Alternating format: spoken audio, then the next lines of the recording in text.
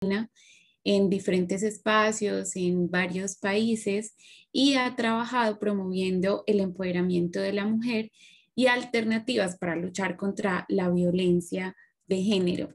Entonces, quiero darle la bienvenida a María Elena, agradecerle también por inspirarnos y por hacer parte de este espacio. Ella nos compartirá un panorama general sobre la situación de la mujer latinoamericana en cuanto a la participación política y en los diferentes espacios de liderazgo.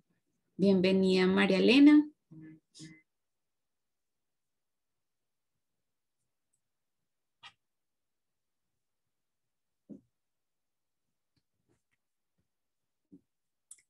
María Elena, si puedes activar el micrófono, por favor.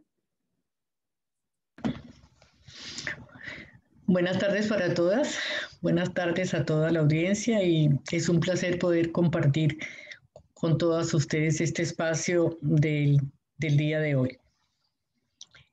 Yo quisiera, creo que de pronto más tardecito más bien lo hacemos entonces ese minuto de silencio, de modo que se haya vinculado un poquito más de gente para que rindamos un homenaje a todas las mujeres que han dado su vida y que han colaborado en esa defensa de los derechos humanos y en todos esos procesos de liderazgo. El Día Internacional de la Mujer, perdón un segundito.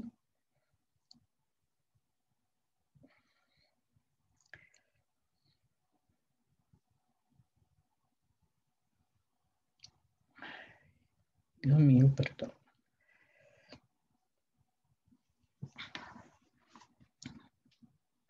Dice Eduardo Galeano que el 8 de marzo, ese poema de él, dice: si Eva hubiera escrito el Génesis, ¿cómo sería la primera noche de amor del género humano?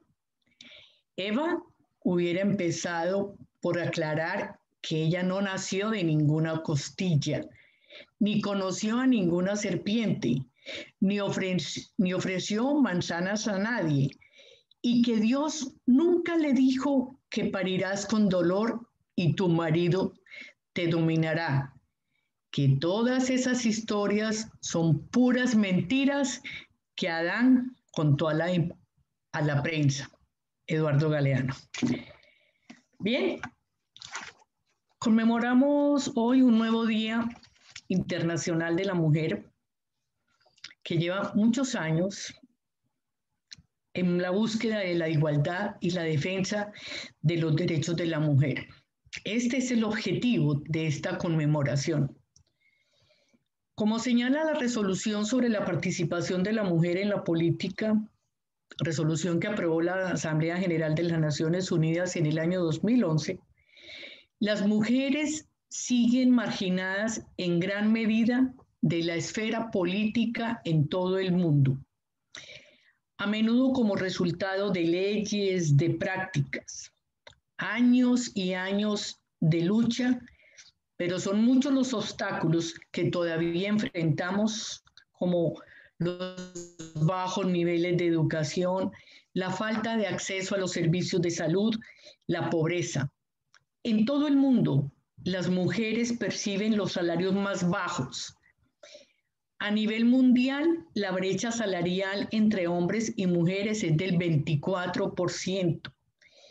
Y al ritmo actual serían necesarios 170 años para poder cerrar esa brecha salarial.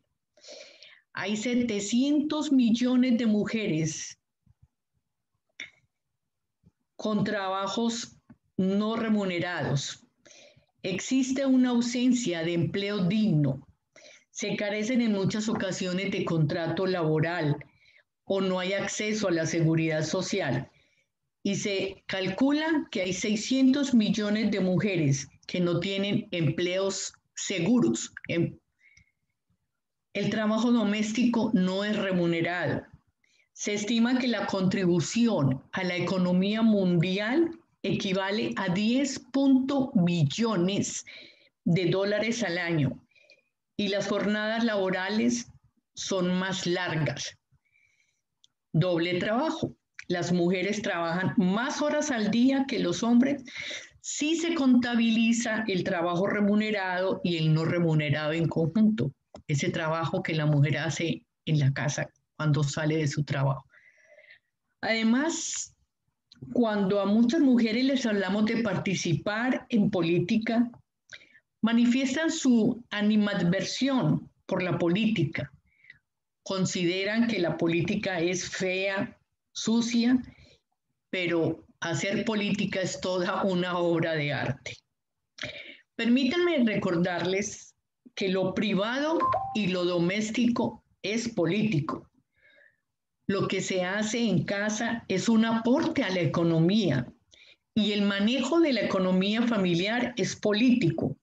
Cuando nos enfrentamos a esas estructuras patriarcales buscando equidad, estamos haciendo política.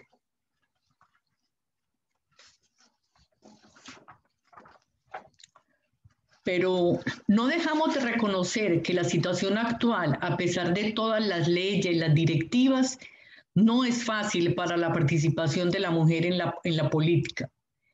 Recordamos todos los intentos, los movimientos y las luchas dadas desde el pasado. En 1791 se hizo un documento histórico, el de Olympia de Gouges, el cual era la Declaración de los Derechos de la Mujer, y se proclamaba la igualdad, la libertad y la fraternidad. Y un 8 de marzo de 1908, 129 mujeres murieron en Nueva York en un incendio de una fábrica de algodón. ¿Qué pedían? Pedían reducción de las horas laborales y un salario igual al que recibían los hombres que hacían las mismas actividades.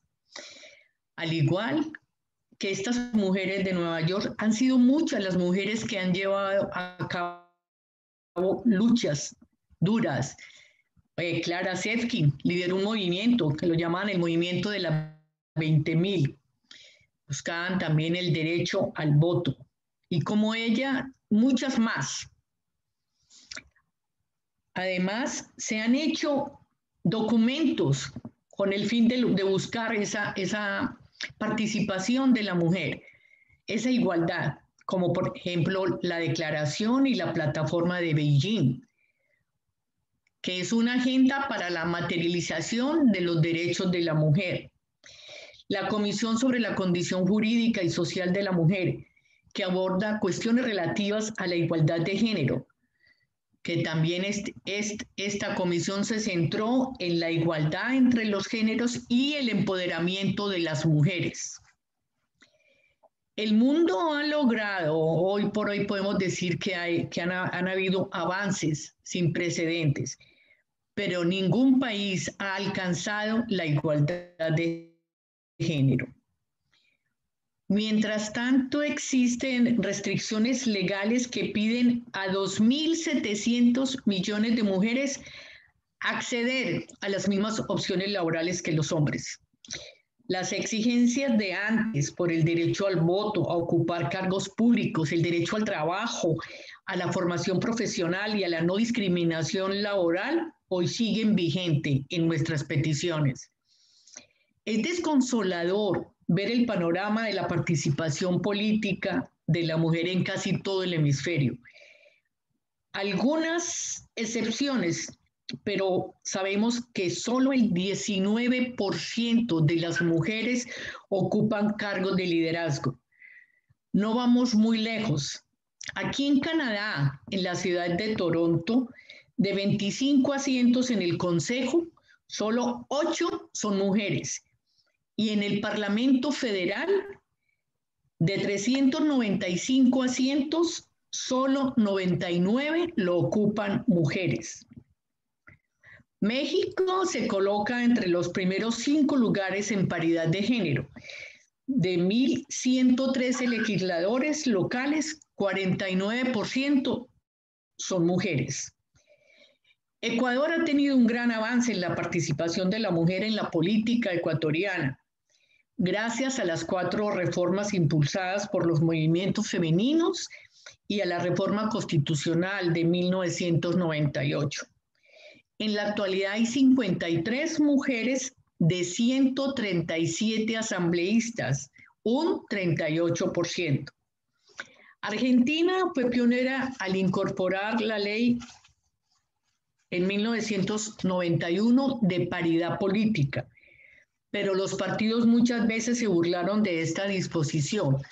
Con la reforma del Código Electoral Nacional aprobado en 1917,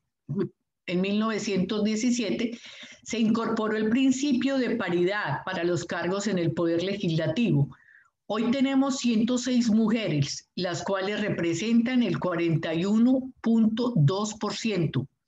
En el Senado hay actualmente 29 mujeres.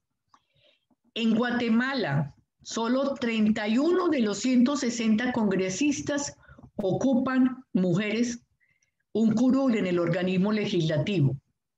En el Congreso colombiano, solamente un 19.7% son mujeres. Pero también es importante aclarar que el hecho de que una mujer ocupe un puesto de poder no significa por sí mismo un compromiso con la agenda de los derechos de las mujeres.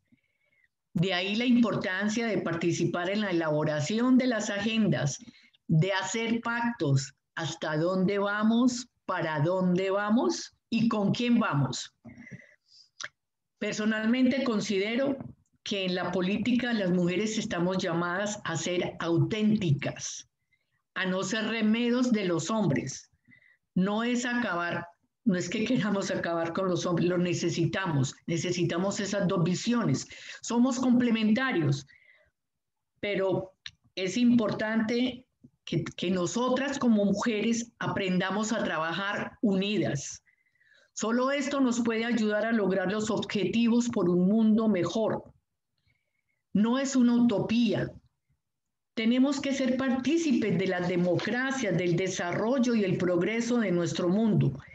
Soñar con un mundo con la igualdad entre mujeres y hombres y el empoderamiento de las mujeres nos puede llevar a erradicar la violencia, a cambiar las relaciones de dominación de género.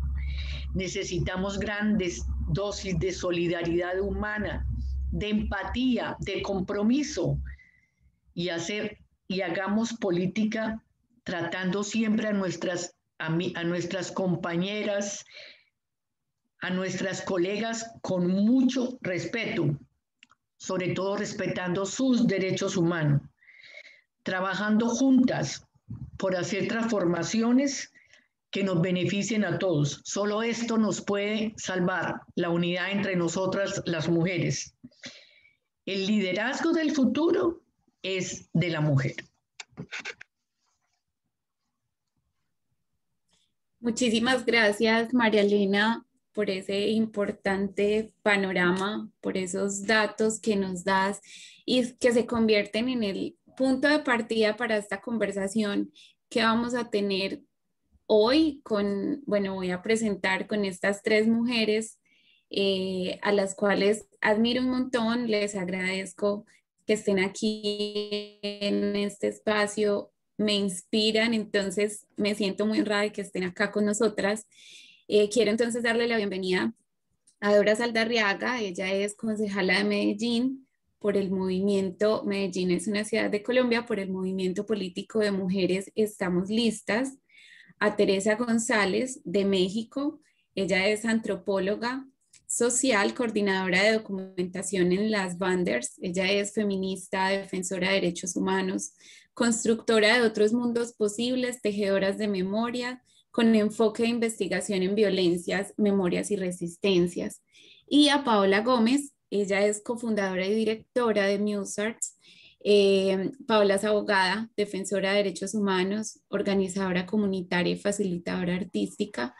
Su trabajo ha sido reconocido por varias organizaciones internacionales gracias a su trabajo de iniciativas comunitarias y a su labor de apoyo a las mujeres refugiadas en Canadá. Entonces, muchas gracias, bienvenidas a este espacio.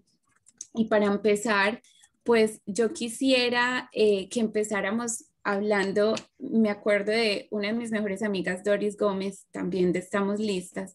Alguna vez la escuchaba hablar y ella mencionaba la importancia de que las nuevas generaciones de niñas, niños, jóvenes estén viendo rostros femeninos, estén viendo mujeres como ustedes en espacios de toma de decisiones, de veeduría, de participación ciudadana, de incidencia, de movilización social y en espacios comunitarios. Entonces, quisiera que empecemos desde el sector, desde ese espacio en el que ustedes se mueven, por qué es importante que las mujeres estemos allí y cómo nuestra presencia impacta a nuestras sociedades. Quisiera que empezáramos con Dora.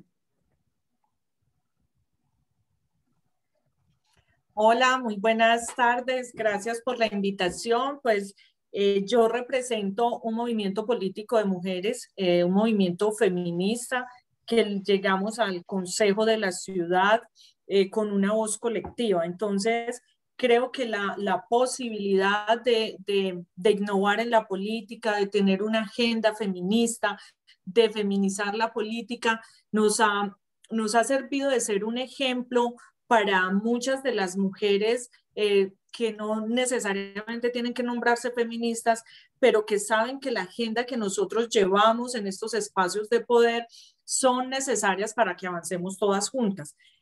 Nuestras temáticas han estado dirigidas con todo el tema de la redistribución económica, la redistribución del poder, de la justicia feminista, y creo que cada una de las ciudadanas de Medellín ve una oportunidad de que más mujeres podamos estar en estos espacios, pero que esa cotidianidad que usualmente tenemos en espacios sociales se lleve a lo político electoral, y eso tiene repercusiones muy importantes en términos de políticas públicas, de presupuesto, de decisiones estatales. Entonces creo que es una gran oportunidad para seguir avanzando como movimiento político de mujeres. Gracias, Dora. Paola, tú que te has movido y que has liderado tantos procesos sociales y comunitarios, ¿por qué ha sido importante que las mujeres empecemos a tomarnos estos espacios? Bueno, primero que todo, Natalia, quiero reconocer el trabajo tan importante que Poderosas ha hecho en este encuentro. Todo el proceso de planeación y toda la facilitación de este proceso. Quiero reconocer tu trabajo y reconocer el trabajo de todas las personas que hacen parte de la Fundación Poderosas y por supuesto de todas las otras organizaciones, Alidesa y el equipo de Muse Arts, reconocer el trabajo. Y creo que esta es la mejor forma de decir de por qué es importante generar estos espacios de juntanzas para que podamos reconocernos las unas a las otras y reconocer no solo el talento, pero también la sabiduría y la experiencia que viene en cada una de nuestras vidas, que permite enriquecer la vida de todas y la experiencia de todas. Cuando hablamos de la importancia que nos tomemos esos espacios, es porque si nosotros no vamos por nuestros derechos, está demostrado que no van a venir a dárnoslos porque sí. Entonces necesitamos juntarnos y creo, y lo escuché cuando María Elena estaba también haciendo su presentación, de la importancia de crear esas agendas colectivas, que como igual hemos hablado durante todo el día, es que no implica que todas pensemos de la misma manera, pero que encontremos esos puntos en común que se convierten en esos elementos que en muchos casos son de vida o muerte, en los cuales vamos a trabajar para hacer un cambio en las comunidades cercanas, familia, el medio en el que nos movemos, en las comunidades más amplias como las sociedades en las que vivimos y los sistemas en los que vivimos. Y en mi caso particular, que he trabajado más desde lo comunitario, desde lo social, sin hacer la implicación política. Creo que es supremamente importante que las mujeres sigamos tomando esos espacios porque somos creadoras de comunidad, gestoras de comunidad y que nos permiten generar esos cambios que requerimos, porque la violencia en contra de la mujer está en la casa. La violencia en contra de todo lo que somos, las violencias en contra de nuestros cuerpos ocurren con las personas más cercanas a nosotros. Entonces, ¿cómo cambiamos esos sistemas? Los cambiamos desde nuestra participación también y de crear espacios donde no es que una se vuelva la voz de las otras, pero que las otras tengan un espacio donde pueden ejercitar sus propias voces. De nuevo, Natalia, gracias por este espacio y estoy encantada, maravillada de poder estar en semejante compañía tan maravillosa con estas otras mujeres lideresas y gestoras de comunidad. Muchas gracias. Gracias a ti, Pau. Y bueno, yo aprovecho para darle un saludo a las mujeres que también nos están escuchando a través de la Red de Mujeres Latinas en Canadá. Y bueno, Teresa, bienvenida. Qué bueno que nos pudiste acompañar y bueno, queremos escucharte en este momento.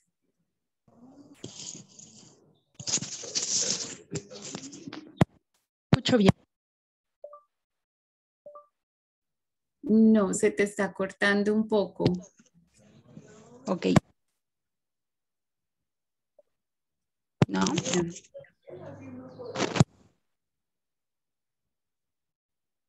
No. No, si quieres de pronto intentar sin los manos libres. Creo que es mejor, ¿verdad? Sí, se escucha mucho mejor. Sí, bueno, pues muchas gracias igual por la invitación, al igual que Paola, me siento muy contenta de poder compartir este espacio con ustedes, podernos encontrar. Yo creo que porque es importante, bueno, quiero recordar algo como que siempre escuchamos como lo personal es político y las mujeres estamos en la política. ¿Y qué es esto político, no? A mí me vino así como un destello cuando una vez un profesor nos dijo, bueno, lo político es lo que nos es común a todos y a todas, ¿no? Y entonces ahí justo empieza, ¿por qué necesitamos estar en estos espacios? Porque ahí empieza lo político, cuando hablamos, cuando conversamos, cuando nos damos cuenta que esos temas que nos atraviesan, esas violencias, esos temas como de raza, género, clase, pues están en lo común, ¿no? Y que no son propias ni particulares de un territorio, ni tampoco de un país, ¿no? Sobre todo cuando hablamos de la violencia feminicida, que es una violencia que nos consume en América Latina. Entonces creo que porque es importante estar aquí y coincido mucho con Paola, mujeres somos muy diversas, nuestras realidades también son muy diversas, nuestras demandas son muy diversas, pero justo necesitamos entrar en ese común, reunirnos, aliarnos y buscar los puntos pues para hacer demandas colectivas, para buscar nuevas formas, porque sí es cierto, lo que curiosamente vemos y paradójico es como dice Rita Segato, nunca había existido en la historia la historia del mundo y todo, tantas mujeres en el poder y tampoco nunca había existido toda esta guerra contra las mujeres, ¿no? Y toda esta violencia feminicida que cada día avanza y toda esta violencia que nos atraviesa por distintos momentos y en distintos lugares, pues de manera muy sistemática. Y bueno, creo que de ahí partimos primero, de encontrarnos entre nosotras, de unir nuestras voces, de forjar nuestras redes y buscar caminos alternos, porque es cierto que bueno, que los estados-nación y los modelos de exigencia de derechos de los estados-nación son un camino, pero también a veces vemos que esa vía no llega, ¿no? Particularmente este año he estado como muy de cerca con víctimas sobrevivientes de feminicidios, con víctimas que buscan justicia por feminicidios y me doy cuenta cómo el acceso a la justicia todavía abre una brecha más grande de dolor, ¿no? Entonces, justo creo que en ese común nos encontramos para buscar justicia desde las mujeres, para buscar formas de sanación colectiva entre nosotras y necesitamos encontrarnos porque el dolor, la justicia, los derechos, pues jamás se van a conquistar de manera individual. Al igual que Paola, me sumo mucho a los feminismos comunitarios, al encontrarnos, al escuchar a las otras, ¿no? Y particularmente en un pacto que hemos hecho con las mujeres zapatistas, en el primer encuentro internacional de mujeres que luchan en 2018, en donde acordamos vivir. Y pues bueno, yo me sumo mucho a lo que dijeron: para vivir necesitamos estar juntas, ¿no? No hay otro camino. Y bueno, creo que esta es una manera. Estamos aquí celebrando la vida, estamos aquí buscando cómo seguir organizándonos para continuarnos vivas, vivas y sin miedo, y además vivas y con vidas que merezcan ser vividas y dignas, ¿no? Gracias, Tere. Bueno, el liderazgo y la representación implican unas responsabilidades individuales y colectivas, ¿cierto? Pero tal vez para nosotras las mujeres, a razón de la construcción social que ha habido alrededor de nuestro género y la cultura que nos ha dicho que estos espacios no son de nosotras, a veces nos encontramos unos retos y unos desafíos adicionales. En el ejercicio del liderazgo de cada una de ustedes, ¿cuáles han sido esos desafíos y cómo los han manejado? Quisiera empezar con Pau y después con Dora.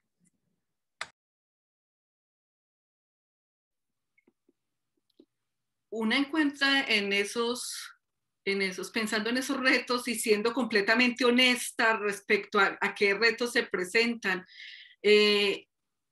Muy desafortunadamente, los primeros retos que uno encuentra los encuentra en el hogar, donde se crean unos sistemas como unos dobles morales, unos dobles mensajes en relación en un lado, animar a que se haga lo que uno realmente sueña, pero el otro lado se habla de quédese callada, de guarde silencio, de sumisa va a estar mejor. Entonces, quiero hacer relación al hecho de que en mi casa mi mamá siempre me dijo: nunca haga nada de la casa porque usted tiene que estudiar. Entonces yo siempre recordé eso, y mi mamá siempre me hizo referencia a que la labor para mí era estudiar, porque ella sabía que yo iba a estar hecha para cosas grandes, incluso en su forma y siendo de ese pequeño pueblo de la zona cafetera, donde no nos enseñaban eso, donde nos han dicho, donde nos han puesto en la cabeza que debemos lucir de cierta manera para agradar a los hombres y para ojalá casarnos y aprender a cocinar porque el amor entra por la boca, etcétera, etcétera. Todos esos decires que ustedes saben.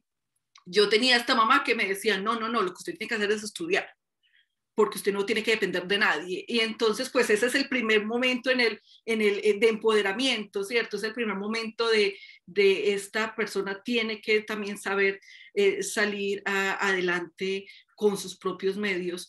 Pero en el camino se encuentran muchos retos. Se encuentra, en mi caso, cuando a esa época era una persona más bien como adelantada para mi edad, digamos de 18 años, tirando a 40.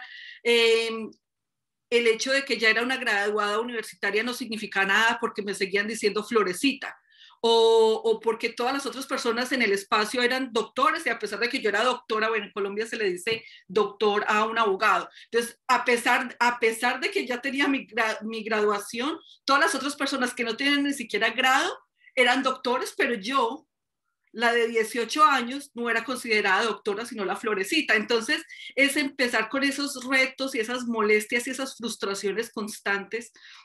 Y obviamente, creo que las otras frustraciones constantes es el hecho del uso de tu género como una forma para silenciarte. Y esto pues fue muy constante, particularmente cuando mi trabajo en comunidad se orientó a la visibilización de la violencia de género, y hablar de violencia de género en un pueblo pues se vuelve una cosa muy compleja. Y entonces cuando estos que están en el poder deciden usar tu propia identificación como mujer como una forma para lastimarte. Entonces son los primeros retos que se encuentran, y en el camino se encuentran muchísimos más, porque una persona que tiene un temperamento, o una mujer que tiene una voz o que habla duro, es considerada una mujer que tiene algún problema de salud mental, y no una persona que tiene la capacidad de ser fuerte en sus decisiones, y ya todas sabemos eso. ¿Cuántas veces nos habrán llamado histéricas? ¿Cuántas veces nos habrán dicho locas por sentar nuestras posiciones, o aburridas o amargadas, etcétera, etcétera? O sea, yo he tenido todos los títulos. Afortunadamente, llega un momento en el que uno abraza esos títulos y dice, me pertenecen a mí, soy todas esas cosas y mucho más, con mucho orgullo, los cargo todos.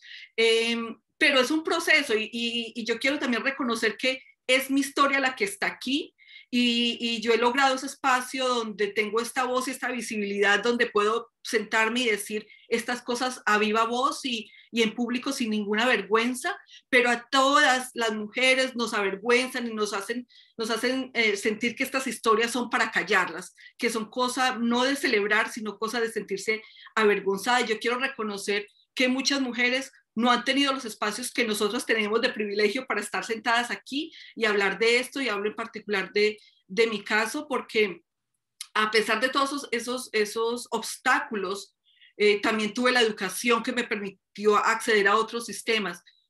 Muchas personas, muchas de mis hermanas en mis comunidades, en el pueblo de la montaña donde vengo, no tienen ese espacio, y la información es mucho más reducida, y por tanto no hay la exposición a estos actos y estas acciones de rebeldía, porque yo toda la vida fui rebelde y fui la más difícil de lidiar de la casa.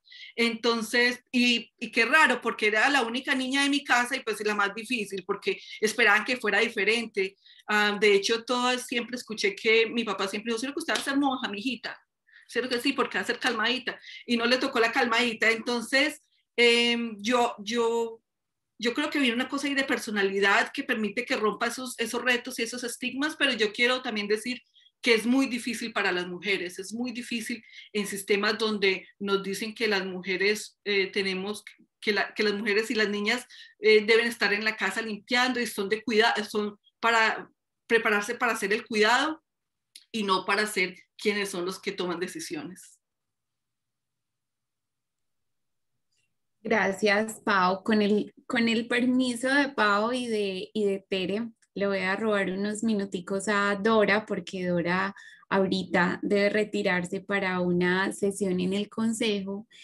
Y quisiera que antes de irse hablemos un poquito más de Estamos Listas. Estamos Listas está cambiando la historia de las mujeres en Medellín. Ahora en Colombia yo me siento feliz. Hoy se me encharcaron los ojos cuando escuché un audio que me mandaron, pero quisiera que Dora nos cuentes qué va a pasar con Estamos Listas, qué va a pasar con las mujeres de Colombia que creemos y que soñamos con que nos sigan representando muchísimas más Doras, y que nos cuentes también. Como sabes, nos están escuchando muchas mujeres latinas y colombianas que estamos fuera del país. ¿Qué podemos hacer desde acá? ¿Cómo podemos sumarnos a esa fuerza de que en Colombia nos representen más mujeres con enfoque de género y enfoque feminista? Natalia, es muy emocionante. Hoy hemos tenido un día con mil cosas, pero muy emocionadas, porque hoy abrimos inscripciones para que todas las mujeres del país, en la asamblea pasada tomamos la decisión de que nos íbamos para expansión nacional, y entonces a partir de hoy hasta el 30 de agosto se pueden inscribir todas las mujeres del país a ser parte de Estamos Listas. Inclusive nos estamos pensando en un círculo internacional para todas las compañeras y amigas colombianas que viven en el exterior, que vamos por el Estado feminista. O sea, yo me muero de la emoción escuchando todas estas mujeres que nos dan energía para yo ser la voz en el consejo. Yo soy una vocera, las decisiones siempre las tomamos de forma colectiva. Hemos feminizado la política, muchachas, y eso me parece tan bonito porque es hacerlo de otra forma. Y ahorita, Paola, lo que contaba, me llegaban muchas cosas que me han pasado, que en los debates cuando hablo fuerte, entonces me dicen gritona, los otros se insultan entre ellos y no hay problema, pero la gritona soy yo porque hablo fuerte. Una vez en una entrevista, un periodista, cuando ya estaba terminando una discusión sobre EPM, me dijo, ¿y usted es casada? pues yo decía, pues a ninguno de los hombres concejales le van a preguntar si es casado, pero además me remata y me dice, es que con la fuerza suya me imagino que manden la casa, o sea, cada cosa que hablaba era peor lo que explicaba.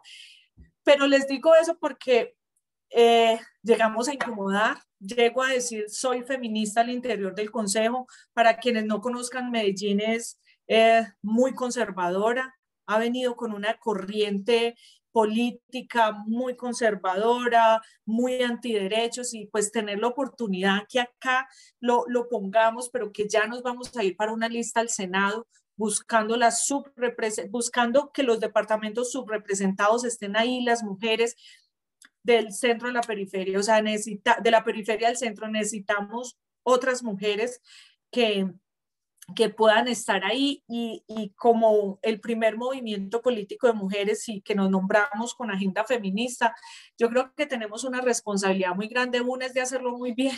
Ustedes saben que a las mujeres nos exigen más, además, además, pero que la queremos hacer muy bien porque hay muchas jóvenes detrás que sé que ya se estarán soñando ser alcaldesas, diputadas, congresistas, y que lo más lindo de las agendas feministas es que cuando una da un pasito, damos el paso 30 o 40, porque ninguna política pública de mujeres es para uno personal. O sea, eso, inclusive hasta las que no son feministas y las que nos tratan mal, también para ellas está la agenda. Entonces, es una cosa muy bonita que nos llena de mucha alegría la noticia que dimos hoy. A mí también. Dora, antes de que te vayas para yo seguir en conversa con Tere y con Paola, quisiera dos preguntitas más. La primera es si nos puedes contar rápidamente, porque sabemos que hay mujeres pues que no son colombianas y que están como Tere, por ejemplo, en Ciudad de México, que yo sé que debe estar pensando, bueno, cuenten pues cómo le hicieron, que acá también queremos. Entonces, si nos puedes contar rápidamente cómo fue que surgió ese movimiento, ¿cierto? ¿Qué fue lo que pasó y cómo nos organizamos en Medellín para que hoy esto ya no sea un sueño, es una realidad, te tenemos ahí?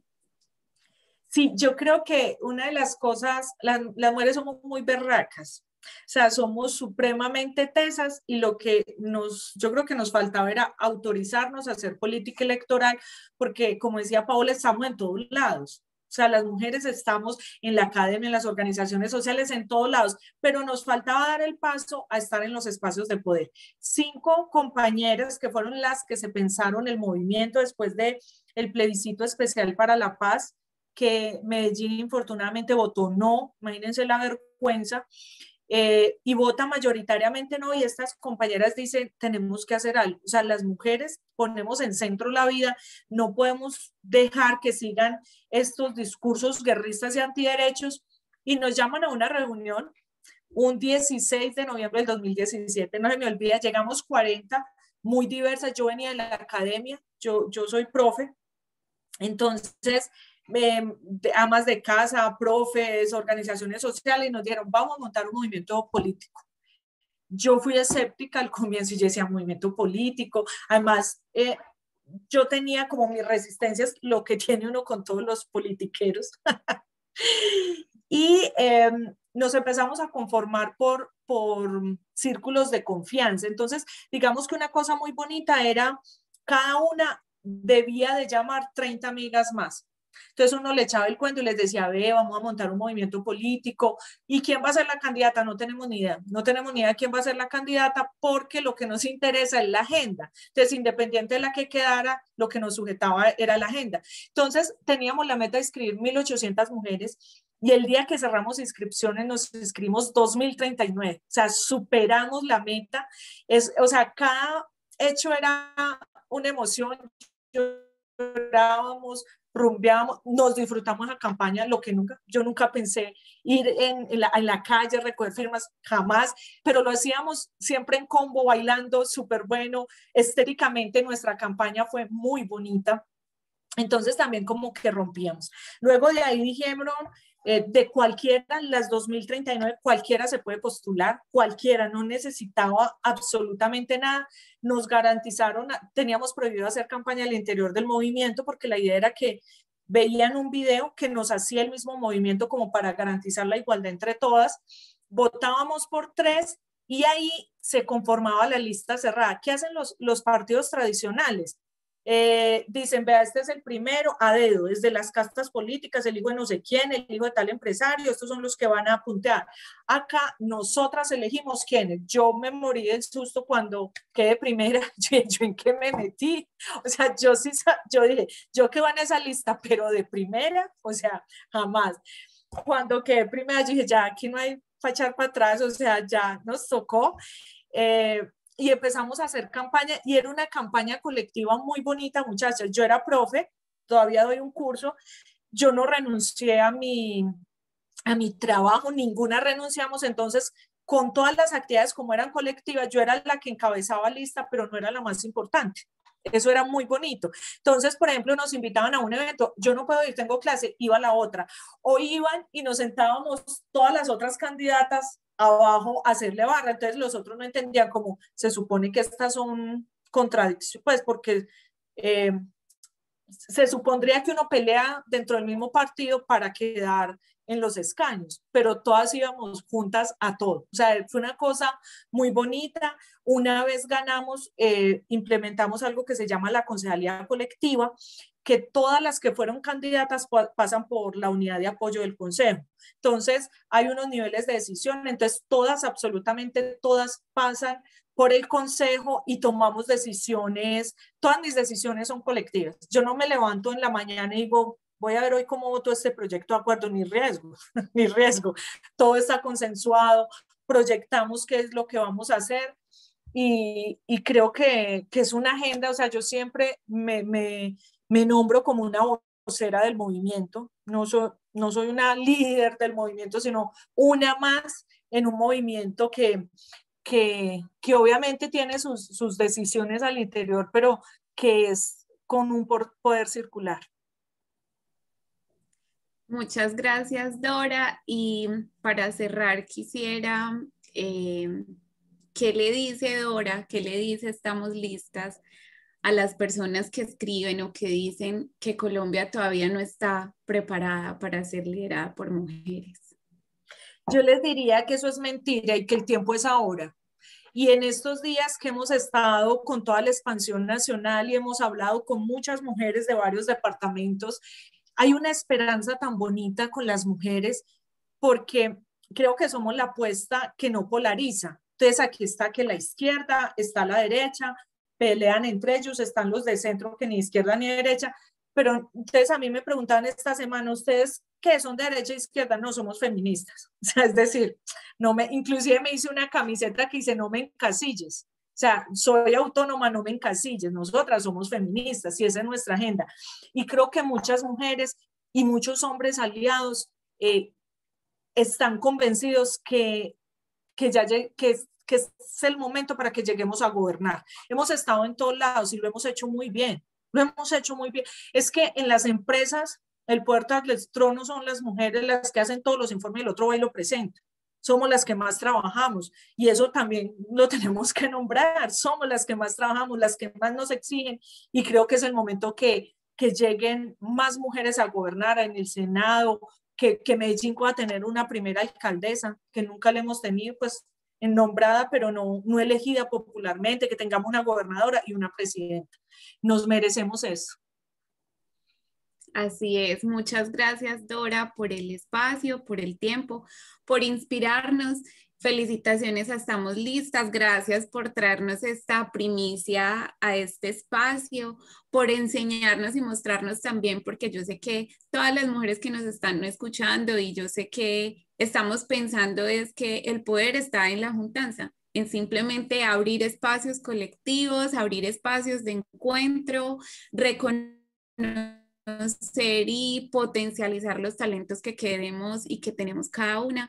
Entonces, bueno, gracias, estamos listas y quedamos muy atentas a qué podemos hacer desde por acá para sentir que estamos con ustedes. Muchas gracias. Me despido, lástima que no pueda escuchar más a Paola y a Teresa, pero ya voy para sesión, ya en esto estoy acá en el recinto, entonces ya voy para sesión, pero decirles mujeres que que si no es juntas no avanzamos. O sea, ese es el primer aprendizaje que tengo de Estamos Listas, que juntas avanzamos más rápido, que somos una sola, con todas nuestras diversidades. Afortunadamente somos tan diversas, pero que esa diversidad es potencia, y que nos busquen en las redes, que se inscriban al movimiento y que votemos el miedo, porque yo también lo tuve, de ser mujer política. Es una línea así súper delgada, entonces uno la pasa y uno dice, esta era la, o sea, me va mi hora por eso. Nosotros somos súper poderosas. Entonces, bienvenidas más mujeres a Estamos Listas, y un abrazo gigante para todas, y qué pena que me tengo que retirar. Gracias, Dora. No, antes gracias por el espacio, que sabemos que era un día muy apretado para ustedes. Gracias. Chao. Besos, chao. Bueno, Tere, quería hablar contigo, pues estábamos hablando como de los retos adicionales que tenemos nosotras a causa de nuestro género en estos procesos de liderazgo, en estos procesos comunitarios, y quería preguntarte a ti, que te has movido en ese entorno también, en el tema social y comunitario, ¿qué retos te has encontrado y cómo los has superado, cómo los has manejado? Bueno, primero quería decir, escuchando a Dora me acordé mucho de la novela de Gioconda Belli, del País de las Mujeres y del Partido de la Izquierda Erótica. Entonces, justo en enero estaba leyendo, y ahorita que la escuchaba decía, qué maravilla como ver eso realizado, ¿no? Pensar que en algún lugar realmente se está llevando, y eso me emociona muchísimo. Y pues bueno, que ojalá hay mucha fuerza de verdad para ustedes, porque pues sí, si ya 2000 años han dominado los hombres y como que no va muy bien la cosa en todos nuestros países, pues ya es justo como alguna otra alternativa, ¿no? Y, y la otra, esta pregunta que me comentas, pues yo igual quisiera empezar un poco como Paola, como hablando desde lo personal, ¿no? Porque creo que desde ahí empieza a qué retos nos enfrentamos. A mí me cuesta mucho trabajo como identificarme con estas etiquetas ahora: activista, defensora de derechos humanos, lideresa. Me cuesta mucho trabajo todavía como encontrar dónde me siento identificada, pero sí con el sujeto mujer y feminista, ¿no? Y bueno, sí me reconozco como una mujer que es hija de una mujer de familia de comerciantes. Entonces, pues el primer reto es que soy la primer mujer después de muchas generaciones de mujeres de mi familia en que ha podido acceder a la universidad, ¿no? Y al igual que Paola, y con todos los mandatos de decir, eres mujer y te toca esto, yo al inicio estaba estudiando medicina. Lo primero que me pasó cuando salí de la prepa para medicina fue como que todo mundo se desgarraba y me decía, pero ¿cómo vas a ser médico si además te vas a casar, ¿no? O sea, me sentaban y me decían, bueno, tú enfermera, ¿no? Yo decía, como no sé, igual y siempre he sido ambiciosa en ese sentido, pero decía, no, ¿cómo que enfermera, no? No me gustaba a mí la enfermería. Yo decía, yo quiero que me digan médica. Con algo de rebeldía, ¿no? Y desde ahí como que era el primer filtro, y quizás en esa rebeldía estaba que siempre me estaba involucrando en espacios meramente masculinos, ¿no? Un taller de carpintería, quería ser paramédica, bueno, fui paramédica, o sea, como en estos espacios masculinos para buscar esa reafirmación tal vez, o buscar como contrarrestar todo esto que me decían que no puedes porque eres mujer. Afortunadamente, al igual que Paola, mi mamá con todo y la doble, porque eran como todos los mandatos que tenía que cumplir como mujer, aprender a hacer la limpieza, la comida. Pero bueno, pues crecí entre puras mujeres. Yo crecí en un mercado, mi mamá vende en un mercado, y crecí siempre viendo a puras mujeres y rodeadas de puras mujeres, y mujeres que por distintas razones son ellas las jefas de su familia, ¿no? Quienes liderean sus hogares. Entonces, pues sí, tal vez de ahí como que vino muchas inquietudes de decir, pues, ¿por qué no voy a poder tener voz? Y de muchas mujeres que en contextos también muy violentos se ven forzadas a imponer su voz, ¿no? También que son invisibilizadas. Y también mi mamá, el mercado donde vende mi mamá tiene la particularidad que está muy cerca de la Universidad Autónoma de México, ¿no? Entonces a mí, mi mamá me llevaba algunas veces y me entusiasmaba ver a las universitarias, ¿no? Y mi mamá me decía, si tú tienes que estudiar y tienes que estudiar y tienes que estudiar, y era algo que me repetía, que que bueno, pues sí, fue romper con todos esos mandatos, fue romper incluso con la familia, cuando de repente, pues, ¿por qué ahora antropóloga y por qué no estás viviendo con tu mamá, no? Eso como por un lado, esos son como estos que son tan personales, pero que también son tan políticos, ¿no? Y bueno, y después frente a toda esta desigualdad a la que nos encontramos las mujeres en este espacio de desigualdad, pero también incluso dentro de los mismos espacios, pues ir generando espacios propios, espacios, abriéndonos camino dentro de los espacios u organizándonos dentro de los espacios colectivos, y sobre todo ir como cuestionando todas estas mandatos y toda esta institucional patriarcal con la que también hemos crecido, ¿no? Entonces esos son dentro de otros retos, dentro de los cuales me he enfrentado, además de los mandatos, pues además ir deconstruyendo y también ir deconstruyendo todos esos espacios de violencia, de competitividad que nos han marcado, y de repente buscar también dónde encajas, también es cierto, dónde encaja justo desde esa posición donde yo me puedo enunciar y con las que yo me identifico, y creo que eso tampoco es algo fácil, encontrar un espacio donde tú te puedas sentir cómoda para ejercer tu trabajo, tu autonomía, y también pues para ir abriendo otros caminos, ¿no? Creo que esos son uno de los mayores retos, además de todos los que nos decía María al inicio en el texto, ¿no? Con los que nos enfrentamos todas las mujeres justamente cuando decidimos incursionar en el espacio público o cuando decidimos ocupar un rol para el cual no se nos ha asignado socialmente, ¿no? Y bueno, ahí lo dejaría. Tere, ahora con la presentación que nos hacía María Elena, y estuve también leyendo que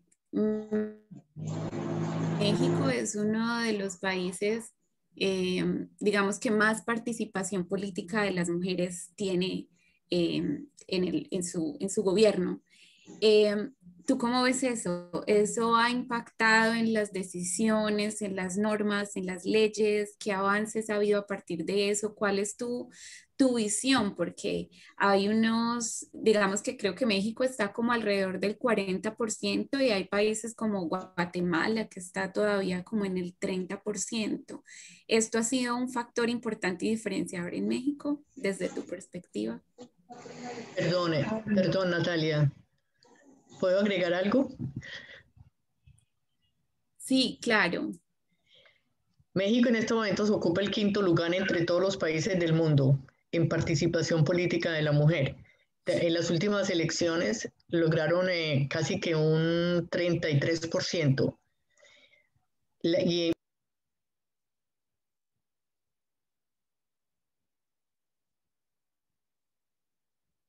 Se cayó. Hola, ya, ¿verdad? Creo que, perdón. Sí, bueno, creo que aquí es algo interesante porque sí es cierto, está el gobierno de López Obrador, que es un gobierno en el que muchas mujeres están ocupando los ministerios o las secretarías, ¿no? Dentro de las instituciones. Sin embargo, pues sí, López Obrador es un macho patriarca con toda la vieja escuela del macho de izquierda, ¿no? En donde son mujeres, pero quien toma la decisión es él. Y prueba de eso es que casualmente, en un momento en donde hay mucha participación política de las mujeres, aparentemente en el partido del poder de Morena, donde hay muchas instituciones con mujeres, donde por primera vez hay una secretaria de gobierno, hay también un candidato acusado de violación a el estado de Guerrero, que es un estado, es el estado con más índice de narcotráfico, con más índice de explotación infantil, con mayor índice de pobreza, con mayor índice de abuso sexual, de embarazo adolescente. Bueno, ahí justo, y una miembro de ese mismo partido lo está acusando de ser un violador, ¿no? Entonces, es como contradictorio, porque incluso la propia secretaria de Gobernación, siendo mujer, dijo, bueno, sí, estoy en contra de toda la violencia hacia las mujeres, pero pero la Constitución defiende el derecho a la presunción de inocencia, ¿no? A nosotras nos da mucha risa porque de verdad ya no sabemos con qué argumento las mujeres cercanas al poder de AMLO, y que curiosamente son mujeres que están ahí, pero que no tienen presencia, que no tienen voz, que no tienen incidencia dentro de o sea, una incidencia real en la toma de decisiones. Sí es un partido, porque además ya lo vimos, ¿no? No sé si qué tan sonado fue que ahora que las mujeres nos pusimos con esta campaña, y bueno, particularmente las compañeras de Guerrero, la víctima y sus abogadas diciendo, un violador no puede ser gobernador.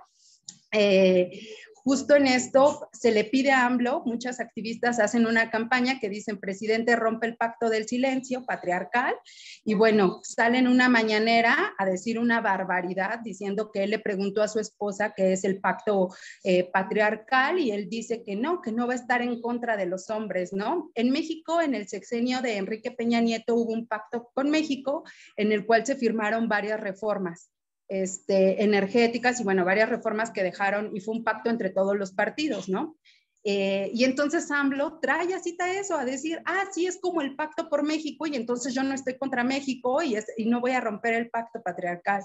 Entonces, creo que es muy curioso cómo está haciendo la política actualmente en México, porque sí hay muchas mujeres en el poder, pero también la política, las mujeres las estamos haciendo desde distintos frentes. O sea, sí hay una ruptura. Creo que sería muy interesante, por ejemplo, qué pensarían las mismas secretarias y cómo se sienten ellas de estar ocupando un cargo público tan importante, de estar como dentro de un proyecto político, y de repente que un violador esté abiertamente como candidato, ¿no? Y que en algún momento la Comisión de Honor y Justicia de Morena, bueno, que aparentemente tiene una Comisión de Honor y Justicia que contaba con personas ahí académicas con cierto respeto y con mujeres también dentro de esa comisión, habían dicho que iban a revisar el proceso. Los medios incluso dieron la noticia el viernes pasado, ¿no?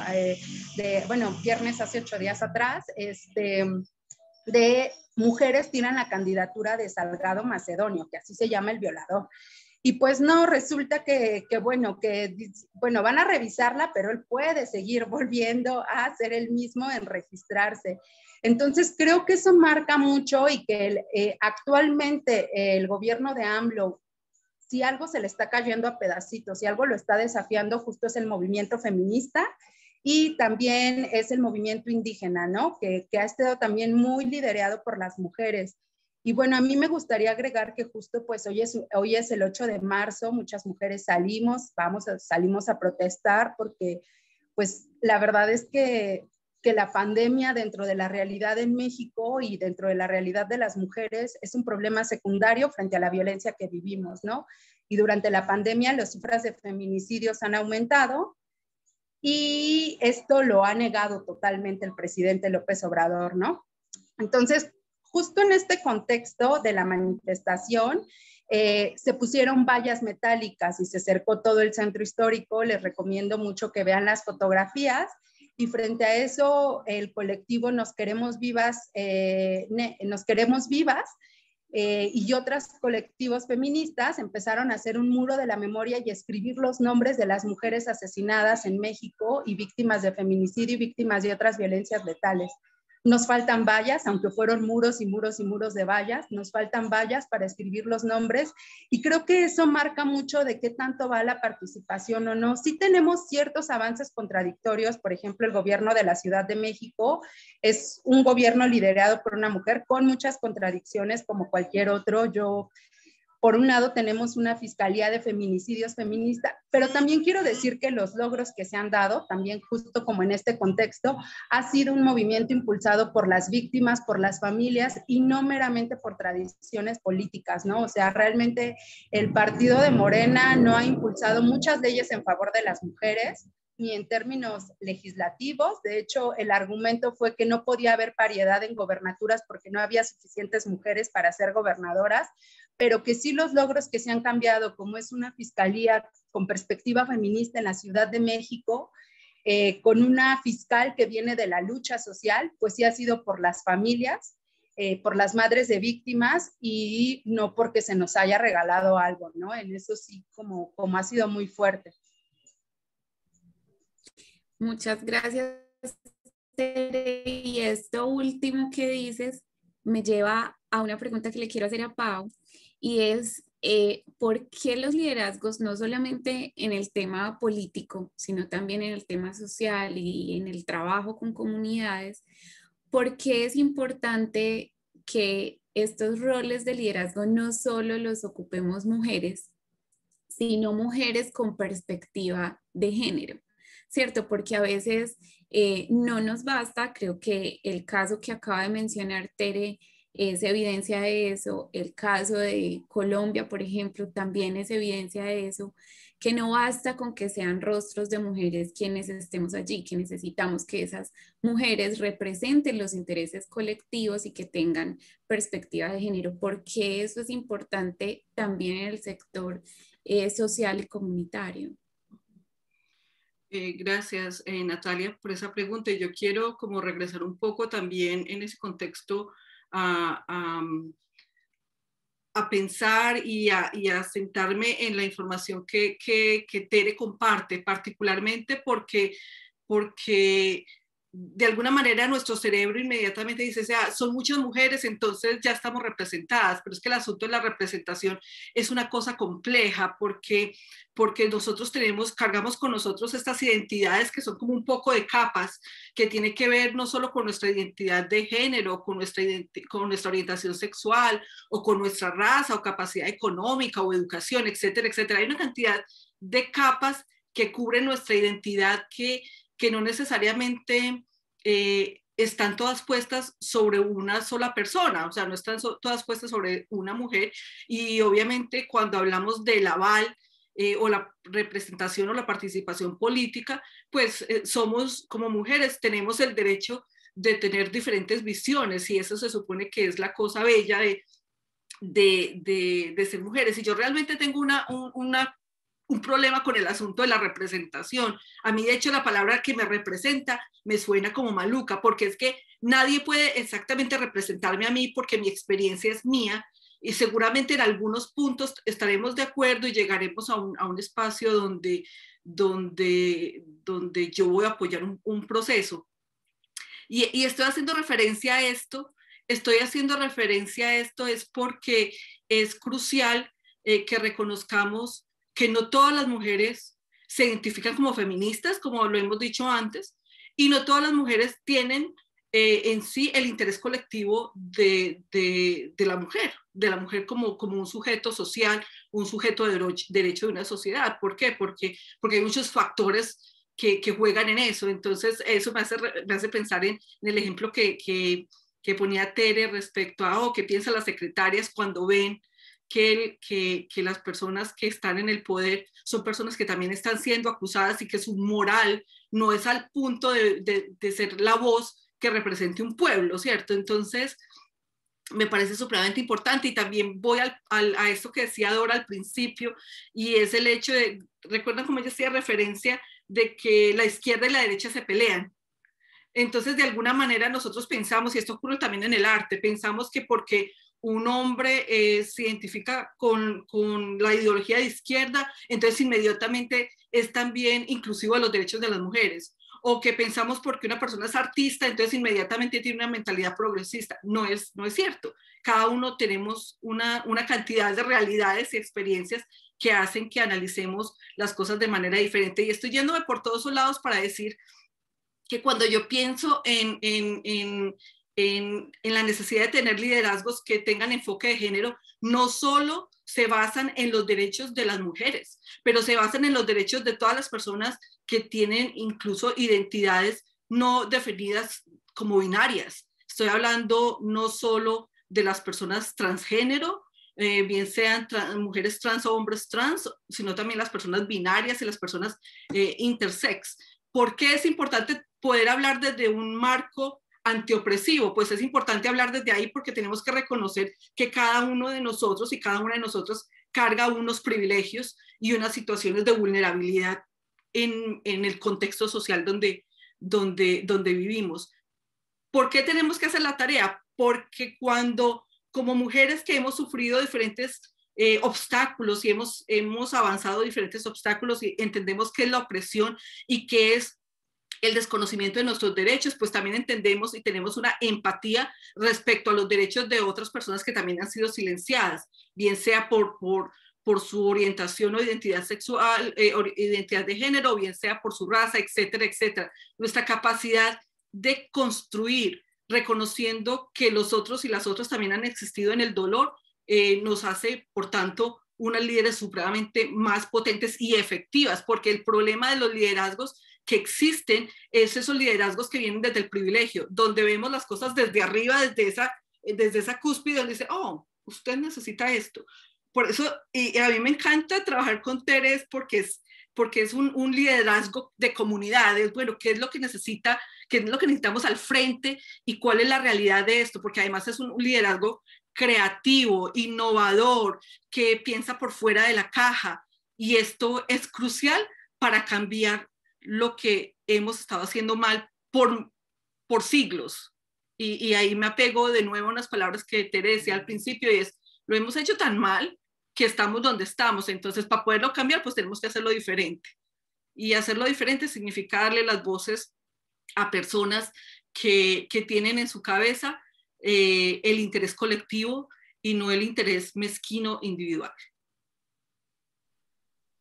Gracias, Pau, por eso, porque después de, creo que la primera conclusión que di cuando Dora nos contó lo del movimiento Estamos Listas, que dijimos, bueno, una de las conclusiones es que nos tenemos que juntar, nos tenemos que unir, y creo que la segunda sería esa que tú acabas de nombrar, y es que precisamente los liderazgos de las mujeres, porque he visto noticias, artículos donde nombran, pero bueno, ¿por qué dicen que las mujeres líderes y lideresas son más, llevan procesos más exitosos? Y creo que aquí en lo que ustedes dos mencionan está la respuesta, y es porque tenemos un pensamiento colectivo. Lo que decía Dora, yo simplemente soy vocera, pero las decisiones las tomamos en colectivo, y creo que eso es importante que nos quede aquí. Tenemos a Dora tras bambalina que me está escribiendo. No sé si pueda activar por favor la cámara y el micrófono un segundo, porque vi que nos quiere decir algo, creo que con relación a lo que estábamos hablando ahorita de la participación en México. Entonces vamos a escucharla 2 minuticos antes de entrar a la siguiente pregunta, ya para empezar a cerrar. ¿Dónde está Dora? Perdón, María Elena. Ah, ya. Disculpa, me confundí el nombre. María Elena, si nos estás escuchando, por favor, activa la cámara y el micrófono.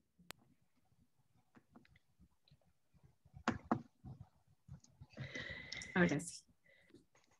No, yo creo que la segunda conclusión que tenemos que sacar hoy es referente a la intervención de Teresa y de Paola. El hecho de que las mujeres participen en política no quiere decir que ya logramos y conseguimos todo lo que queramos o lo que necesitamos conseguir. El hecho de que hayan mujeres en el poder no nos garantiza ni la igualdad de derechos, ni la defensa de los derechos humanos, ni nada, porque ahí tenemos que hacer un análisis sobre el origen, de dónde viene, cuál es su posición política, cómo ha sido su desarrollo. Entonces yo pienso que es importante es que nosotras, primero, cuando vamos a escoger estas personas que van a participar a nombre de las mujeres, yo creo que tenemos que fijarnos y tenemos que hacer como una especie de examen. Esta persona, ¿dónde está ubicada? ¿Cuál es su forma de ver las cosas? ¿Cómo hace esos análisis de género? ¿Hay perspectiva de género en sus propuestas, en sus agendas?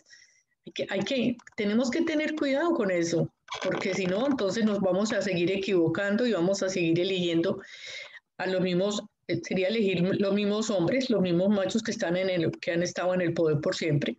Entonces sí es necesario.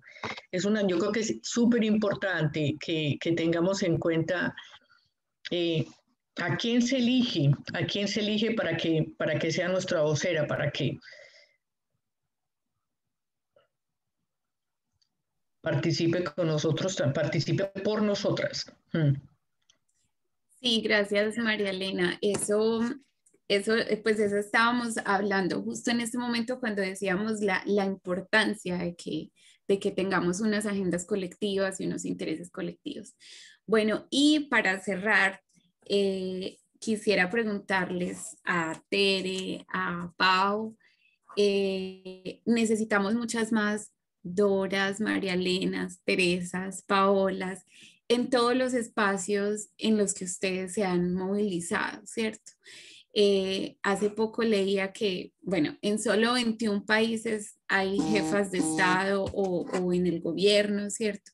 Y que al ritmo que llevamos, la paridad se podrá lograr como en otros 130 años, ¿cierto? ¿Qué hacer para acelerar esto, para tomarnos esos espacios? ¿Cómo lo han hecho ustedes?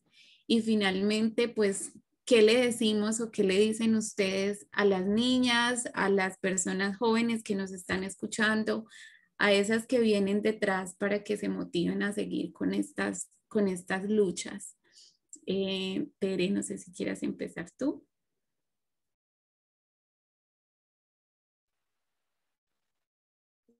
Pues primero yo quisiera decir que justo ahorita pensaba esto, pero también pensaba en unas cuestiones generacionales. O sea, yo siento que como tal este sistema de la democracia ya está en crisis, ¿no? Y esta idea de las democracias representativas más aún. Y entonces creo que esto nos lleva a imaginarnos otras formas de hacer política, ¿no? ¿Por qué las protestas en las protestas como lo fueron en Estados Unidos, pero también en otros, contra los racismos, pero también contra los modelos democráticos que actualmente están y estados cada vez más totalitarios, están creciendo dentro de jóvenes donde cometen actos vandálicos de protesta? Yo no diría actos de violencia, porque la violencia para mí se comete contra las personas y no contra las paredes ni contra los muros, y cada movimiento social resignifica, ¿no? Como los monumentos históricos y todo este contexto.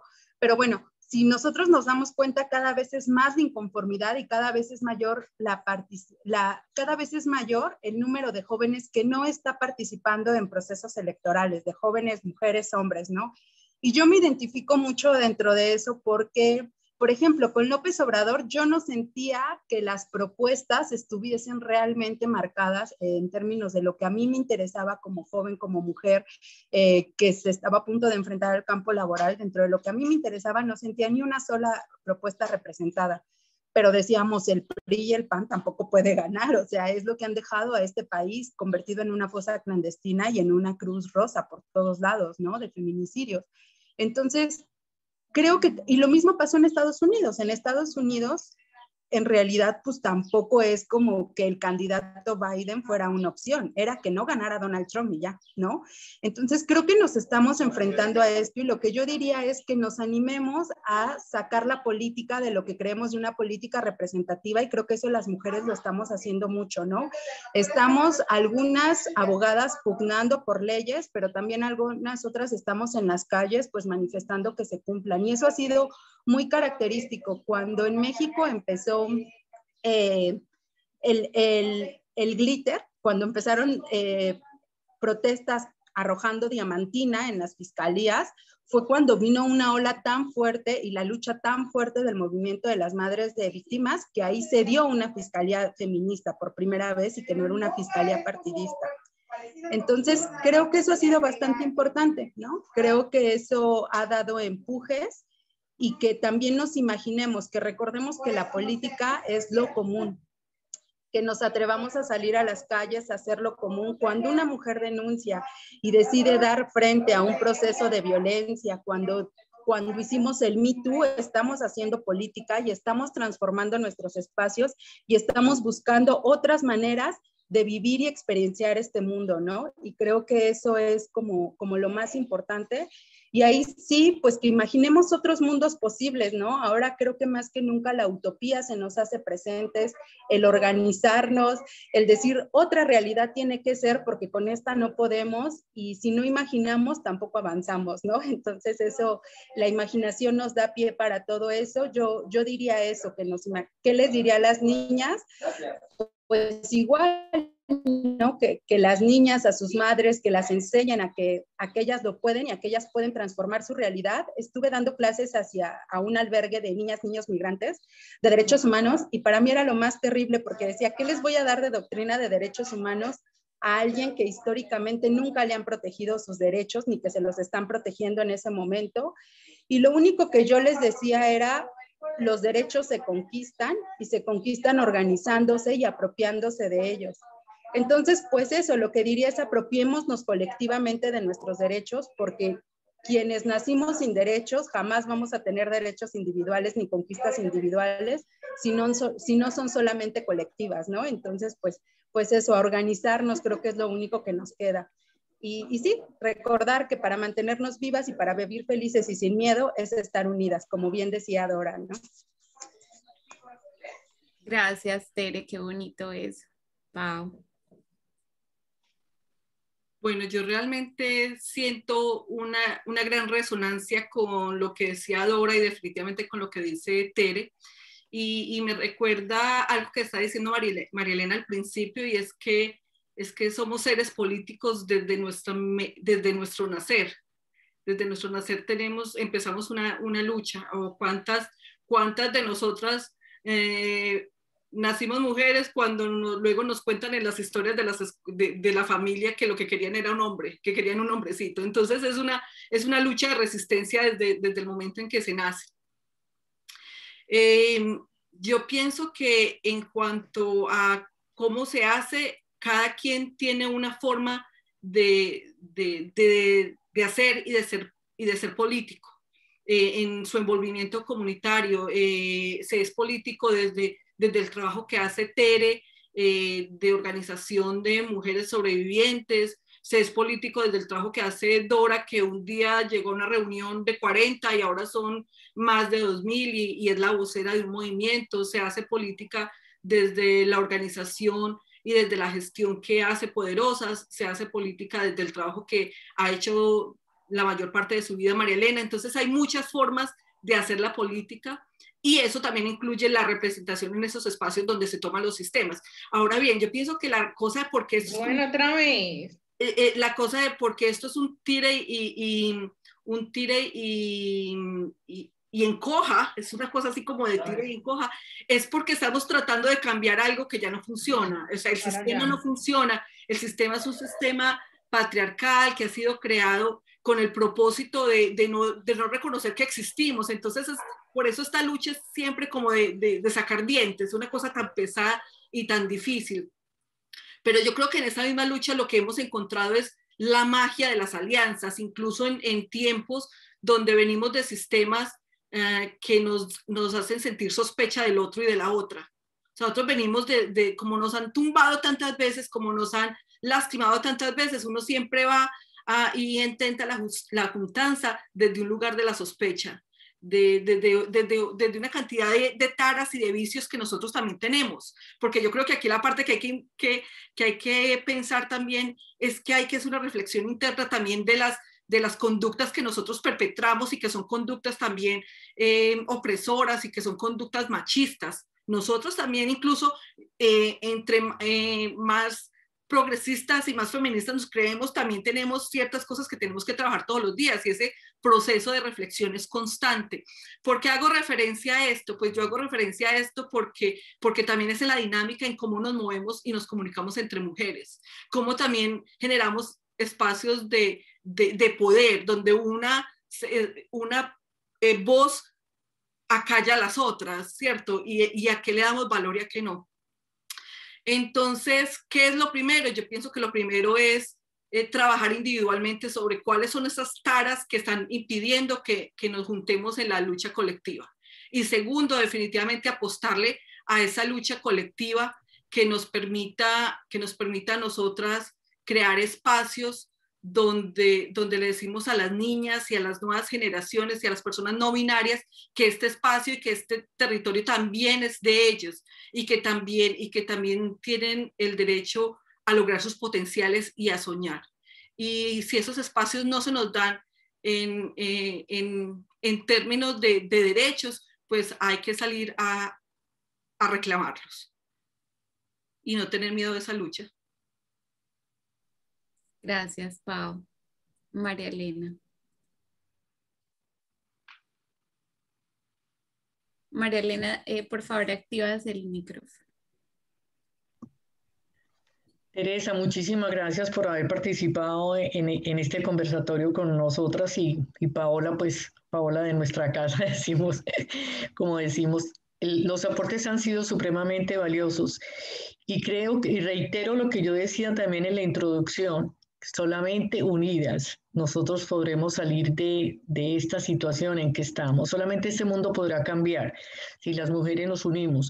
Y como decía Paola también al final, si nosotras, las mujeres, somos más solidarias entre nosotras mismas, más sororidad, como la palabra que utiliza Marcela Lagarde, tu compatriota mexicana, si somos más hermanas, si somos más compañeras entre nosotras, yo creo que es de la única forma en que podremos lograr algunos cambios. Y creo que esta unidad va a tener que seguir siendo no solamente a nivel local, vamos a tener que abrir fronteras como está haciendo en estos momentos, estamos listas. Creo que ellas supieron vencer todos esos resquemores, esos celos, esos egoísmos que se dan mucho entre nosotras las mujeres cuando estamos trabajando y lograron vencer eso y lograron poder llevar a cabo su movimiento. Es un ejemplo de que sí se puede hacer, sí podemos estar unidas, sí podemos ser mejores compañeras, respetándonos, como decía, respetando los derechos humanos de cada una. Pero yo creo que si nos proponemos podemos lograr grandes cambios. Muchas gracias, Paola. Muchas gracias, Tere. Natalia, ha sido estupendo, ha sido magnífica también la coordinación del evento, tu participación muy valiosa también. Gracias, María Elena. Y bueno, este conversatorio y este espacio lo abrimos con mujeres que nos inspiran, para inspirar a las mujeres que nos están escuchando y que también son la razón de nuestras movilizaciones, la razón de nuestras luchas. Hoy también en este espacio queremos honrar a las mujeres que iniciaron esta lucha por nuestros derechos, por nuestra reivindicación antes que nosotras, por nuestras abuelas, nuestras madres, por las que ya no están. Queremos también conmemorar esas vidas, decirles que nosotras somos las voces de ellas, los sueños de ellas ahora son nuestros y que, pues bueno, que esta fuerza feminista y que las mujeres vamos a seguir y que América Latina pues va a ser feminista, ¿cierto, Tere? Bueno, muchas gracias a Musarts, a todas las organizaciones